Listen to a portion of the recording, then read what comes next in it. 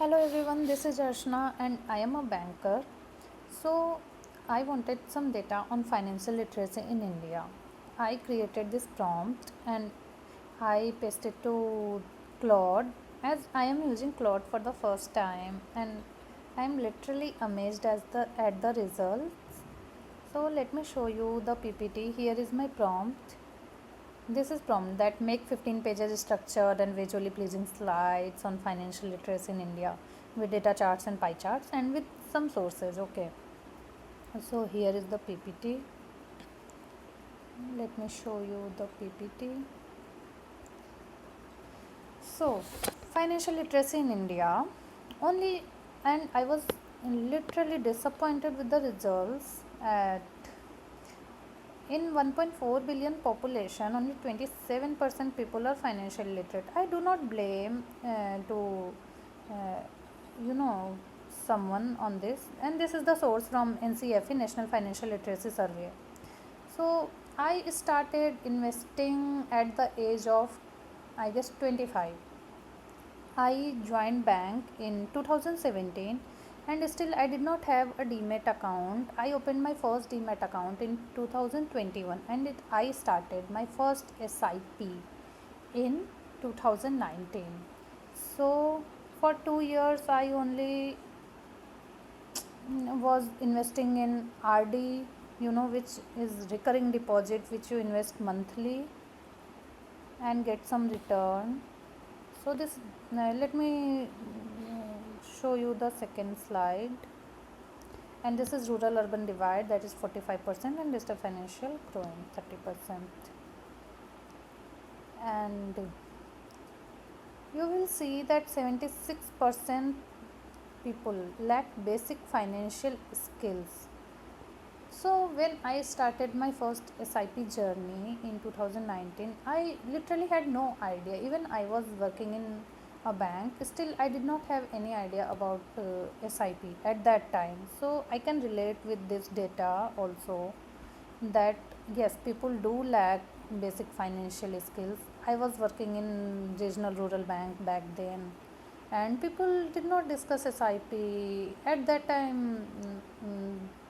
The people did not have demat account much, but yes, in my friend circle now, everyone has their own demat account and they are doing SIP thanks to the advertisements, thanks to the internet. So India ranks 73rd out of 144 nations in financial literacy, and only 1 in 4 adult makes informed financial decision. And there is this data from S&P Global Finlit survey, and only, and you see there is 1.4 billion population and only 33% people have saving account.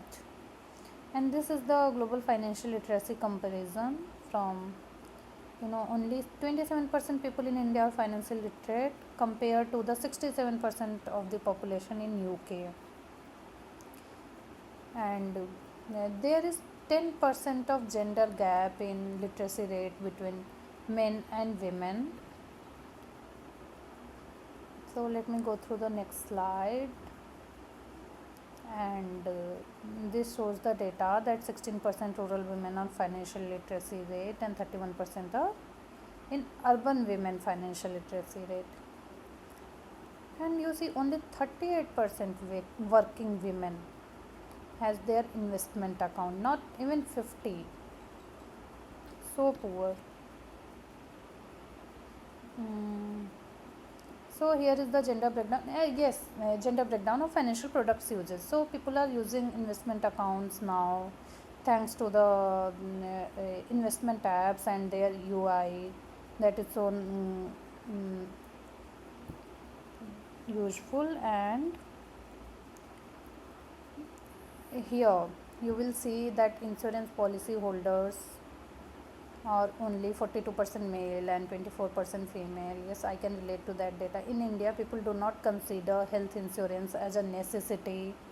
In fact, they do not buy accidental insurance policies. It is very hard to make them understand about the uses of health insurance, and that they should have a like accidental insurance or life insurance policies. And here is the I will tell you about this, that the government initiatives what they have taken about insurance policy holders. And here is the data of stock market investor. So I guess this is the data from SEBI Investor Survey 2022. Let me go through the next slide, and you can see that there is a 26% gap between financial literacy of urban and rural population. I don't know, like, why people are not financially literate. Data is free, they can learn, they can do anything, but still they spend their time on Instagram and they do not learn anything. And here is the bank account penetration thanks to the PM Jandhan Yojana, that in rural India 71% bank account penetration has been there. So as I worked in RRB, so I know the ground reality there. And yes, it is beneficial to them, and there are so many DBT schemes that government launches time to time, and people gets benefited for with them. And let me break down the data for you. So first thing, in urban India only 48% people have insurance coverage, but you see in rural India only 18% people have insurance coverage.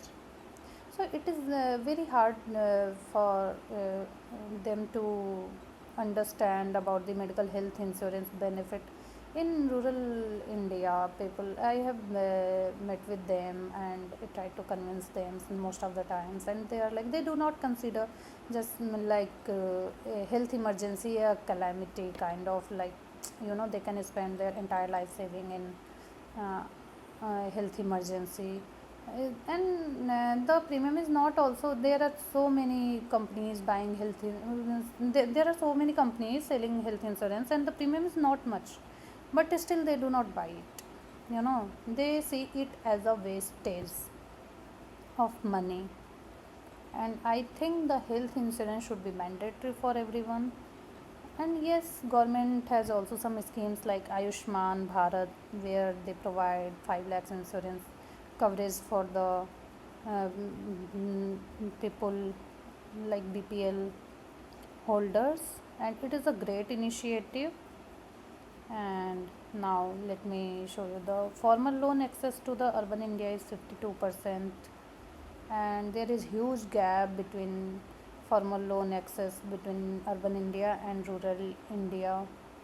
And you see the credit card holders and investment products users, there is a wide variety between investment product users in urban India and rural India. You see only 35% population in urban India, that is very very less, are using any investment products. And in rural, the single digit 8%.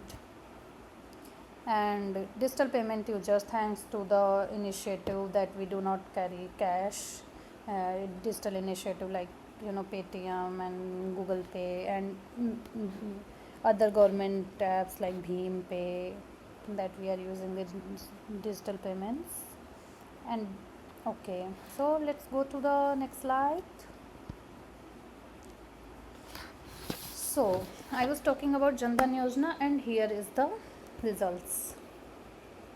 And rural bank account grew by 15% post Jandan Yojana. Jandan Yojana was a very good initiative by government, and it literally penetrated in most, like, you know even hard areas, rural areas, hard areas, hilly areas.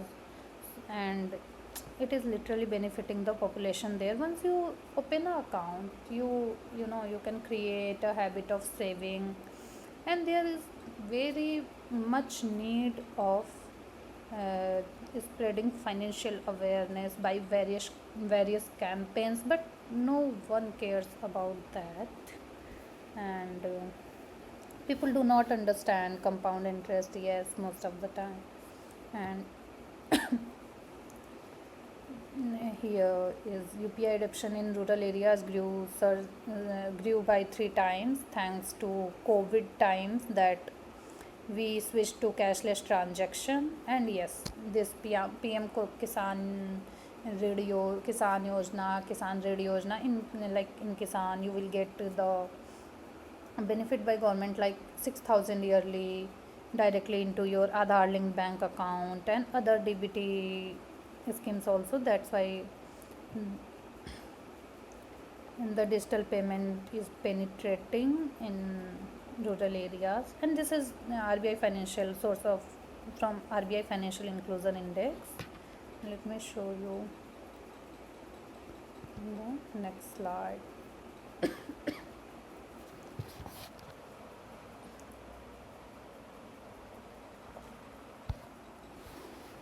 And here is the comparison of financial literacy in top 6 tier 1 cities.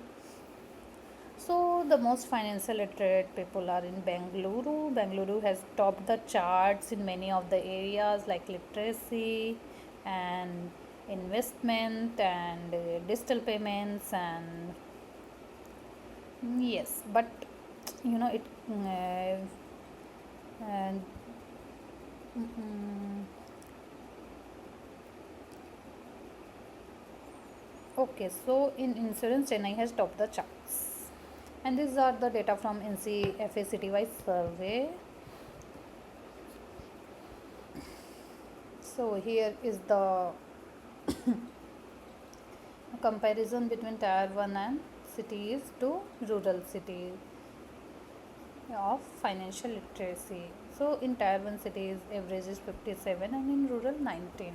So there is a wide gap between financial literacy between these two areas. So we need a strong drive in rural areas, in urban areas also, to make people understand what investment is, what compounding is, and so that they switch to savings and investment and insurance. Here is the literacy gap by age group. Okay, so this is the pie chart and literacy rate. So you can see where the income is more, literacy rate is higher, of course, and it does not contradict anything. And okay, so literacy rate is, according to this pie chart, literacy rate is directly linked to the income level. So more money you have, more financial literate you are, according to this pie chart, not my opinion. Okay, and this is showing that young adults show highest literacy but are often overconfident. Yes, I know there are there is much spending on credit cards and no cost EMI, purchase of products. So young adults are also going into debt. And these are the barriers to financial literacy in India: low awareness, language barrier, digital divide, banking distance. I do not agree with this thing that banking distance. Average rural resident will 5 kilometers to reach nearest bank branch. You can open accounts through video KYC right now, but there is a lack of awareness in people. And if you can use like social media, you can also use banking apps at your fingertips, but people are not aware about that.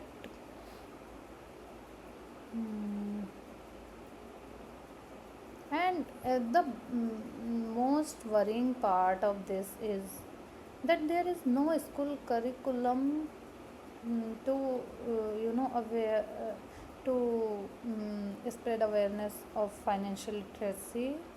And in fact, as I said, that being a banker, also I had no idea about investment products, about share market and anything for 2 years. So I can relate to that. And here is the UPI transaction volume growth. So there is this data that yes, Bhim app has 230 million users, and Zerodha has 6 million. So Bhim app is topping the charts as. And okay, and this is artificial intelligence, how artificial intelligence is personalizing financial education. And there is this personalized financial literacy curriculum and Patel Swayam. And yes, I as I work in SBI, so SBI has also tied up with Swayam for AI interface in their organization. And here is this Khan Academy, and AI is using this. And now government has and some gross initiative for financial like PM Jan Dhan Yojana and PM Jeevan Jyoti Bima Yojana, PM Suraksha Bima Yojana. So in PM Jeevan Jyoti Bima Yojana you get 2 lakhs of life insurance coverage, and PM Suraksha Bima Yojana you get 2 lakhs for accidental insurance coverage, and that is huge amount for some people in rural areas, and it makes a huge difference as I have worked with them and I know the ground reality. So there is also one pension yojana like Atal Pension Yojana, where you deposit from 18 year to 40 years. You can enroll in the yojana and you will get monthly pension after 60 years when you complete 60 years. So here is the roadmap. First thing, I like agree that there should be a subject of financial literacy in schools. And here is, as you can go through the slide, you can see. So what is the key takeaway? This is the conclusion and key takeaways. Now the slide is over. So this was the results of this prompt, and yes, I am happy to use Claude for the first time, and I am going to use it more now of gaining some good knowledge. Till then, goodbye.